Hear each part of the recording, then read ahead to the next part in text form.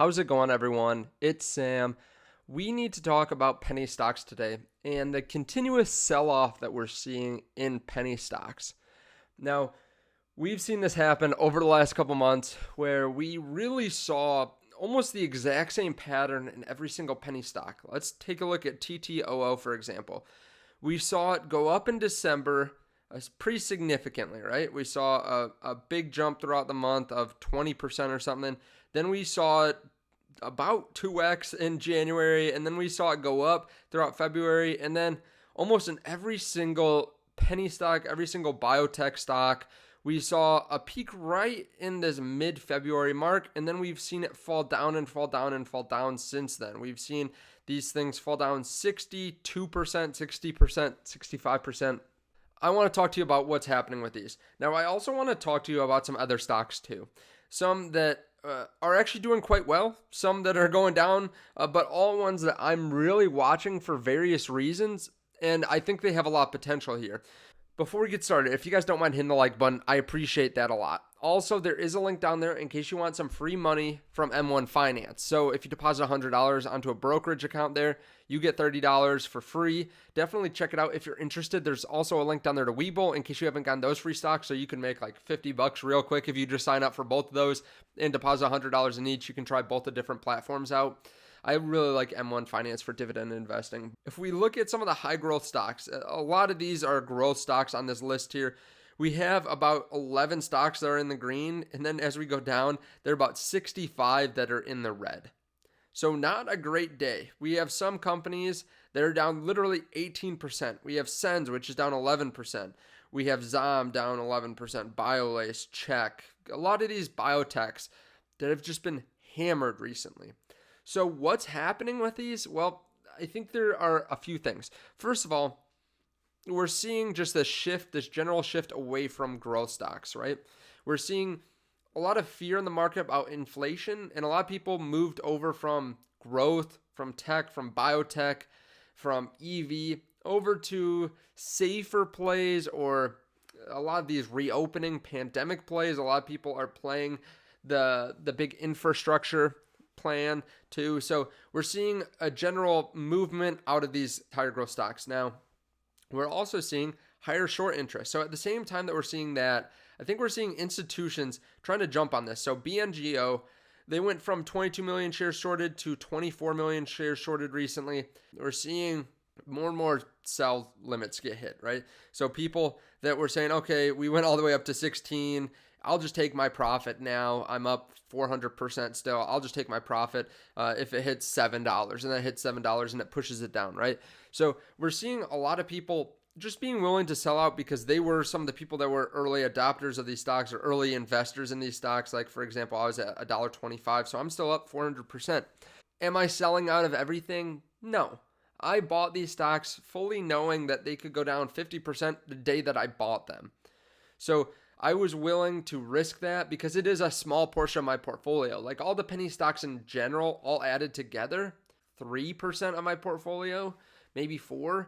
But I realized that there's high volatility in these stocks. After we get through this period of people worrying about inflation, a lot of people could move money back into some of these higher growth plays. Now, there are also a bunch of different catalysts for these stocks, like Sen stock, right? Their 180-day system is possibly getting FDA approved here in the next couple months. So am I going to sell it out now that it's at $2? No, I'm actually looking at buying a little bit more if it hits that $2 mark. So right now, we're sitting almost at $2. I think once we see some of these stocks like Sens get down to that $2 mark, some people will be willing to buy that weren't willing to buy before because they see the potential, right? We know that people can get excited about the stock and push it much higher up to $5.27. So that's happened in the past. Now, I'm not going to go super heavy, right? I'm not going to go and double my position in every single penny stock. I'm much more selective about it now that the market's going down. And I want to make sure that I put the money in the right place. And I also don't want to catch a falling knife. So if this hits $2, I might not buy right at $2. I might wait to see where it goes from there, wait a little bit longer. Maybe we see a jump from $2 up to $2.10. Then maybe it comes back down. Maybe it keeps on going up at that point. We don't really know. but this is just a small portion of my portfolio, and I'm willing to put a little bit more in it now that we're seeing a massive shift downward. Now, I'm not saying that this is right for everyone. It's a risky thing to do, but I'm willing to do that with some of the higher conviction penny stock plays that I like. Now, there are some other companies we should talk about because I think some of them are getting massive catalysts right now. For example, Muds, which is a company I talked about last week. Not many people watch the video. It's an NFT play. This is a SPAC play. It's merging with Topps, the baseball card brand, but they also own candy brands too. They are a company that's in the new wave of SPACs in that they aren't being valued at $10 billion or something, some insane valuation. They're being valued at a reasonable level. They are also getting into NFTs, which if you've watched Playboy stock, this company has gone up about 150% in the last month just on some numbers that they reported for Q1. So they actually have grown a lot. They have a lot of potential. Between that and some NFTs that they are going to sell, a lot of people are interested in this SPAC. Now, Topps is another stock or another company that's looking at getting into NFTs. They actually just announced the start of their NFT collection. I'll actually put it down in the description if you guys want. They're giving away the first 10,000 packs that people reserve for free. All you have to do is create a digital wallet and then sign up for one of these NFTs. So I gave that to the Patreon members this morning. I'll put it in the description below if you guys are interested in that. It's really interesting though, because this is a whole nother revenue stream that's not being accounted for in their investor presentation. Like they have no idea what this will do, so they're not putting a number on it. So that is another potential catalyst. Now, CleanSpark has sold off 7% today. If we look at the 1 month, it went from $31 down to 33% down now, down to $20.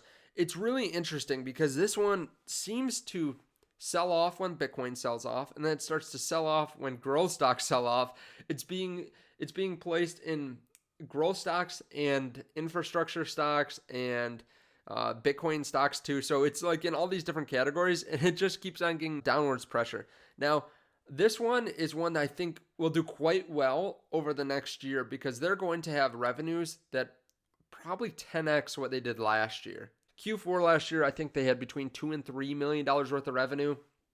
They're expecting to be able to mine 6 to 9 Bitcoin a day by midsummer.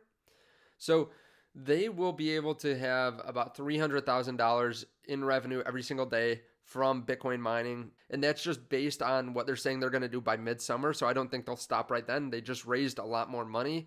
So I think they're going to continuously build up this mining part of their business. And I think people aren't realizing their potential yet, or they're still weighing the risks because they did get sued recently. So some people still might be just nervous about that.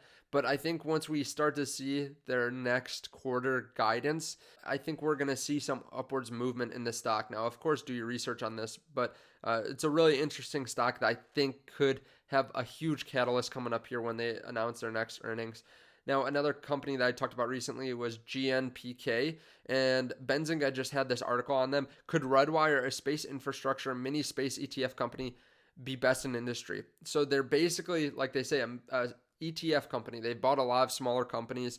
Their positive EBITDA, their pro forma value is about $645 million. It's right around $10.50 as a SPAC, so it's GNPK. And they don't really give their opinion on this in this article. They just talk about what it is. But they have ties with NASA, with the U.S. Air Force, with the U.S. Space Force. They've done a lot of missions already. They're a pure play. They're already being valued quite attractively.